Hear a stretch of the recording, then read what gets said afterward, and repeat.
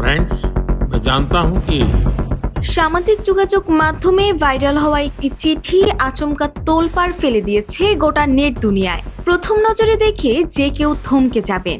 উপরে ভারতের জাতীয় প্রতীক অশোক চক্র আর নিচে ভারতের প্রধানমন্ত্রী নরেন্দ্র মোদীর অবিকল স্বাক্ষর। চিঠিতে স্পষ্ট দাবি, ব্যক্তিগত ও রাজনৈতিক দায়বদ্ধতা থেকে পথ ছাড়ছেন তিনি। খবরটি ছড়িয়ে পড়তে থাকতেই রাজনৈতিক অঙ্গনে নেমে আসে চরম অস্থিরতা। কিন্তু প্রশ্ন হলো, ঘটনা কি সত্যিই তাই, নাকি এর পেছনে কাজ করছে অন্য কোনো কলকাঠি?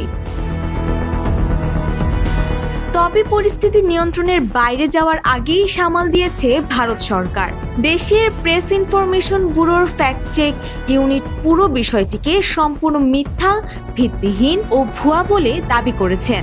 সরকার সাফ জানিয়ে দিয়েছে, এভাবেই কোটি কোটি মানুষের ঘরে দেশ জুড়ে ফ্রিজ একটাই, ওয়ালটন।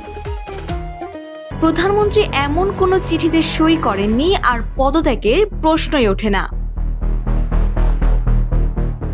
সবচেয়ে উদ্বেগের বিষয় হলো, বিভ্রান্তি কিন্তু এখানেই শেষ নয়। ঠিক তার আগের দিনই নেট দুনিয়ায় মোদির এক বিকৃত ভিডিও ছড়িয়ে পড়েছিল, যেখানে দাবি করা হয় প্রশ্নপত্র ফাঁসের প্রতিবাদে যন্তর মন্তরে আন্দোলনরত শিক্ষার্থীদের নাকি হুমকি দিচ্ছেন প্রধানমন্ত্রী নরেন্দ্র মোদী। তদন্তে জানা যায় সেই ভিডিওটি আসলে মানুষের তৈরি নয়, বরং এআই বা কৃত্রিম বুদ্ধিমত্তা ব্যবহার করে বানানো এক নিখুঁত ডিজিটাল ফাঁদ।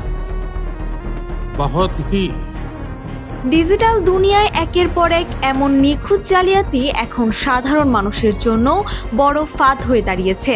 তাই পিআইবি সবাইকে স্পষ্ট বার্তা দিয়েছে, সামাজিক যোগাযোগ মাধ্যমে চমকপ্রদ খবরে বিশ্বাস করার আগে সরকারি ও নির্ভরযোগ্য সূত্র থেকে তথ্য যাচাই করে নিন। প্রযুক্তির যুগে সত্য আর মিথ্যার সীমান্ত যে কতটা ধোঁয়াশা হয়ে উঠেছে, এই সাম্প্রতিক ঘটনাই তার সবচেয়ে বড় প্রমাণ।